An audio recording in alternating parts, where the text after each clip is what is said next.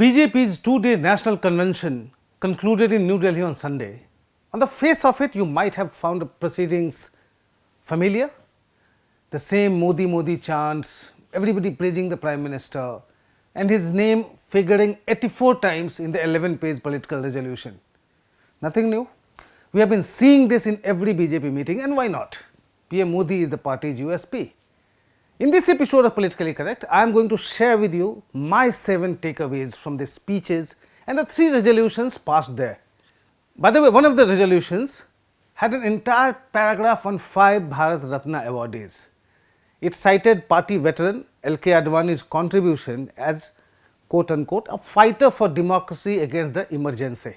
It did not mention anything about his role in the Ram Janmabhoomi movement. But that was understandable, wasn't it? Let me start with my first takeaway, which is about BJP leader Subramanian Swamy putting the mighty high command on the back foot. He had threatened to take legal action against the party on what he said, the lack of internal party elections as violative of statutory and constitutional provisions, and the extension of BJP President JP Nadda's term in contravention to the party constitution. Swamy had written to the Election Commission about it and wrote to Nadda on the 6th of February informing him about the same. JP Nadda's 3-year term as BJP President, as you remember, had ended in January 2023, but it was extended till June 2024 in view of the Lok Sabha election. The party's national executive approved the extension. On Sunday, the BJP's national convention amended the party constitution, authorizing the parliamentary board to take decisions regarding the president, including his term and extension, in emergency situations, as they say. Basically, the party has authorized the high command, say Prime Minister Modi and Home Minister Amit Shah, to take those decisions about the term and extension of the party president. The parliamentary board has 11 members, but most of them are figureheads, as you know. You know who takes the decision. The idea behind the latest amendment in the constitution is obviously to circumvent any likely legal consequences. BJP president is elected through organizational polls, and this process of election starts after elections in at least 50% of the party's state units. Subramanian Swamy's point is that those organizational polls were not held after Nadda completed his tenure, and there is no provision for the extension of the president's tenure in the BJP's constitution. Swamy has cited Article 21 of the BJP's constitution that says that any member can be elected for 2 consecutive terms of 3 years each. It does not talk about any extension. So, what does the latest amendment mean? I mean, that a parliamentary board, essentially Modi and Shah, will decide the term and extension of the president? You can call it another instance of congressification of the BJP. For instance, in 2019, after Rahul Gandhi had resigned as Congress president, the CWC, whose members are chosen by the Gandhis, asked Sonia Gandhi to take over as the interim president. So, the BJP parliamentary board that is constituted by the president is now authorized to decide about the term and extension of the president. Talk about ironies. Anyway, let me come to the second takeaway. The resolutions and the speeches at the National Convention highlighted the 3 prongs of the BJP's campaign strategy for the 2024 Lok Sabha election: Modi, Ram and Rahul Gandhi. The BJP National Convention passed 3 resolutions on Saturday and Sunday. They were on Viksit Bharat or Developed India, Modi's guarantee. Another one was Bhajpa Desh ki Asha, Vipaksh ki Hatasha. BJP, country's hope, opposition's despondency. And on the Ram Mandir. In a similar exercise ahead of the Lok Sabha election in 2019, the BJP's National Council had passed 2 resolutions on the welfare of the poor and on agriculture. The shift in the BJP strategy is obvious, from Modi and agriculture in 2019 to Modi and Ram in 2024. Now, the third takeaway. The latest resolutions mark another shift from the BJP's claims of undoing the wrongs of the Congress governments in the past 70 years, to taking people into a new era or Kal Chakra, in which cultural renaissance and civilizational pride must get primacy over immediate temporal mundane concerns. The day of the consecration of Ram Lala in the Ayodhya temple, that is 22nd of January, was, as the resolution says, was the renaissance of India's spiritual consciousness and the beginning of the journey back to great India.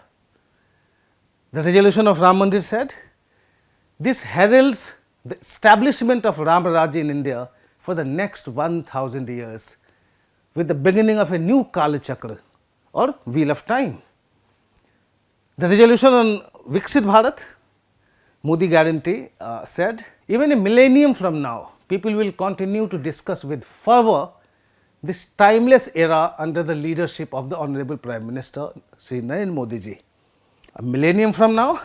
Well, why not? That is what the BJP's resolution says. And when one talks in terms of decades and even a millennium, a difference of 2-3 years for temporal achievements does not really matter. The resolution, for instance, said that India will become a $5 trillion economy by 2027. In December 2023, Home Minister Amit Shah had said that it would happen by the end of 2025. In January 2024, Finance Minister Nirmala Sitharaman said it would happen by FY28. A couple of weeks later, Urban and Housing Affairs Minister Hardeep Puri said there is no need to wait for $5 trillion economy until 2028. It will happen by 2024-25. Now, the BJP resolution is fixing another date. Well, you may be confused about the timeline, but a couple of years here and there have to be insignificant in a new Kal Chakra or wheel of time. It is as much a trifle as asking for a timeline for the, say, 2021 census or the rollout of women's reservation in the Lok Sabha and assemblies. Fourth takeaway, when Ram Raj gets established, the BJP can let go of smaller temporal things. The BJP's 2019 resolution on agriculture had a subhead that read, aim of doubling the farm income.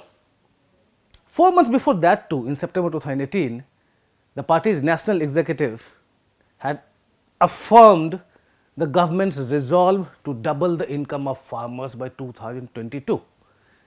PM Modi wrote in the BJP's manifesto, there are two commitments that I am extremely passionate about, doubling of farmer income and housing for all by the year 2022. With your support, I am sure both will happen, unquote. COVID-19 ostensibly threw a proverbial spanner, but doubling farmers' income is no longer talked about at all. It has been abandoned. As for housing for all, rebranded as Pradhan Mantri Awas Yojana, it has got a new deadline in 2024. Incidentally, the resolution on agriculture also spoke about the Swaminathan Commission report and how the UPA government sat, quote, idle and quiet on this significant issue of the welfare of the farmers of our country, unquote. Cut to 2024. Farmers in Punjab and elsewhere are agitating over a host of demands, including the implementation of the Swaminathan Commission's recommendations. The BJP's new resolutions are silent on this issue. Only a single paragraph talks about farmers' welfare, with no mention of doubling their income or the Swaminathan Commission. Remember, in 2019, they had a separate resolution on agriculture. Anyway, fifth takeaway from the latest convention. Running down the opposition is a given. The BJP's convention passed a resolution on the opposition's hatasha or desperation. The BJP still finds juice in the opposition's dynastic politics, no matter how many dynasts it has inducted, the latest being former Maharashtra CM Ashok Chavan. Amit Shah said at the convention, and I quote, Sonia Gandhi's aim is to make Rahul Gandhi the Prime Minister. Sharad Pawar's aim is to make his daughter Chief Minister. Mamata Banerjee's aim is to make her nephew CM. Stalin's aim is to make his son chief minister. Lalu Yadav's aim is to make his son chief minister. Uddhav Thackeray's aim is to make his son chief minister. And Mulayam Singh Yadav ensured that his son becomes the chief minister. True. I mean, you can't really question Amit Shah on this. I mean, he is speaking the truth. The BJP resolution echoed the same. While the party's targeting of dynasts is an old strategy, what's interesting is how Amit Shah chose 7 of them to target: Congress, NCP, Shiv Sena, SP, TMC, RJD, DMK. This fits into Prime Minister Modi's revised stance on dynasties, that dynasts are okay, but dynastic parties are a threat to democracy. There is, however, another dimension to this. While the BJP is not a dynastic party, I mean, at least it is not run by a family, what about its allies?